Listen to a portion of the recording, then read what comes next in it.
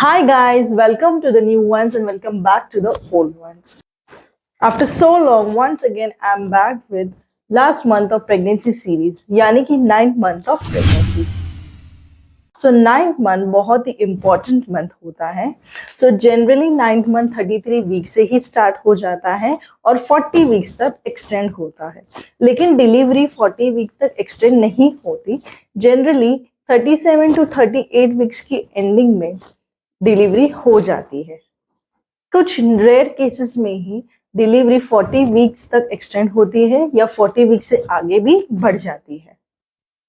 So in general 9 month को 1.5 month यानी कि 1.5 महीना जितना ही काउंट किया जाता है. सो 9 मंथ में हम देखेंगे कि आपके बॉडी में क्या चेंजेस होते हैं, आपके बेबी में क्या चेंजेस होते हैं और कौन सी अलार्मिंग साइंस है जिसे देखकर आपको डॉक्टर को रिपोर्ट करना चाहिए. सो सबसे पहले हम देखेंगे कि आपकी बॉडी में क्या चेंजेस होते हैं. सो जैसे कि 8 मंथ की वीडियो में हमने डिस्कस किया था कि आपको शॉर्ट ब्रेथलेसनेस की प्रॉब्लम रहेगी. सो वो इस मंथ कम हो जाएगी बिकॉज बेबी जो ऊपर की तरफ था वो अभी नीचे शिफ्ट हो जाता है, यानी कि बेबी पैल्विक बोन में अपनी जगह बना लेता है ताकि लेबरिंग के वक्त आसानी हो. लेकिन बेबी जो अपनी जगह पेल्विक बोन में बना चुका है उसकी वजह से आपके ब्लैडर पर प्रेशर पड़ेगा. सो आपकी यूरिन की फ्रीक्वेंसी इस मंथ बढ़ जाएगी. इसके अलावा आपकी बॉडी पे होल बॉडी पर स्वेलिंग की प्रॉब्लम भी रहेगी, इनडाइजेशन की प्रॉब्लम भी इस मंथ रहेगी और आपको बैक में पेन भी रहेगा.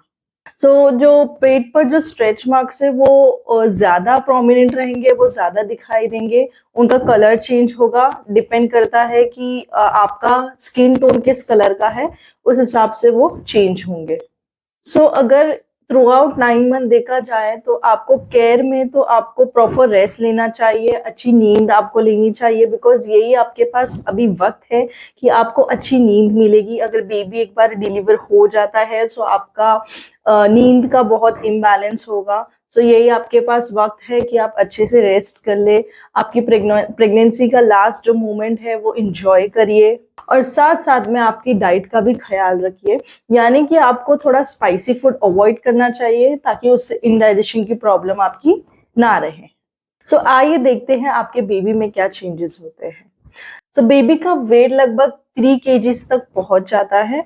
बेबी की हाइट लगभग 20 फीट यानी कि 2 इंचेस जितना बेबी टॉल होता है. लेकिन ये सब जीन्स पर डिपेंड होता है कि मदर और फादर की हाइट और उनका वेट कितना है, इस पर डिपेंड होता है. So generally Indian birth weight 2.5 kgs to 3.5 kgs तक होता है. सो ये कंप्लीटली डिपेंड करता है जीन्स पर, हेरिडिटरी पर. सो बेबी इस मंथ अच्छी तरह से मैच्योर हो चुका रहता है.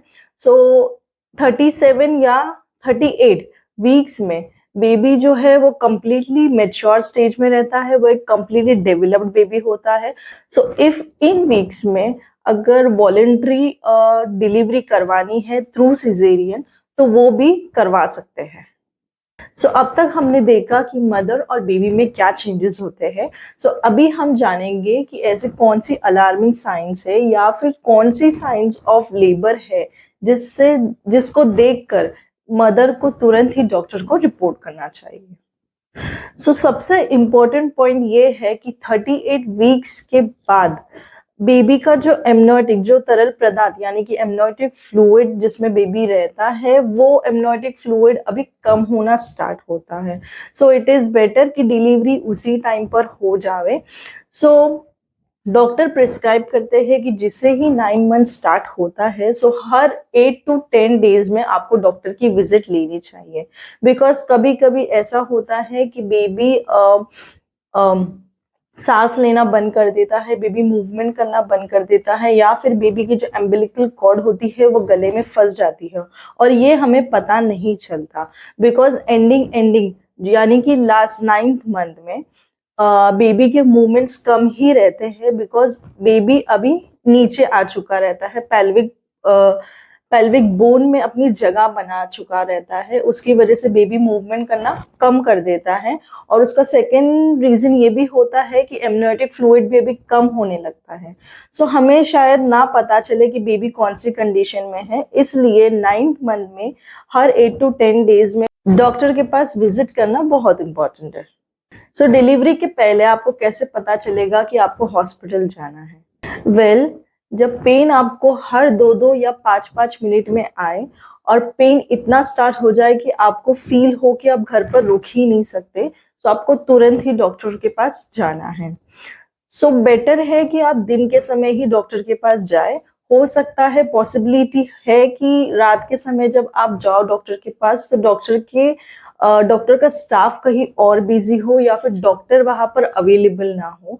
सो मे बी आपको प्रॉपर केयर नहीं मिल पाएगी।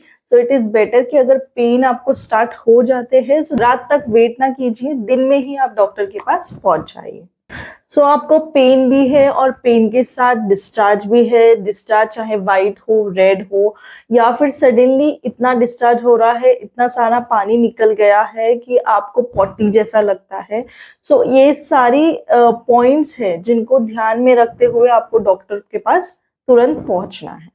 सो गाइस, प्रेगनेंसी की सीरीज की लास्ट वीडियो यानी कि 9 मंथ ऑफ प्रेगनेंसी हम यहाँ पर पूरी करते हैं। सो प्रेगनेंसी की सीरीज आपको कैसी लगी ये कमेंट सेक्शन में हमें जरूर बताइएगा। चैनल पर अगर न्यू हो तो इसे सब्सक्राइब जरूर कीजिएगा। वीडियो अगर अच्छी लगी तो इसे लाइक, शेयर और सब्सक्राइब जरूर कीजिएगा। सो मिलते हैं नेक्स्ट वीडियो में again with some interesting topic. So for now this is Anjum Patel signing of.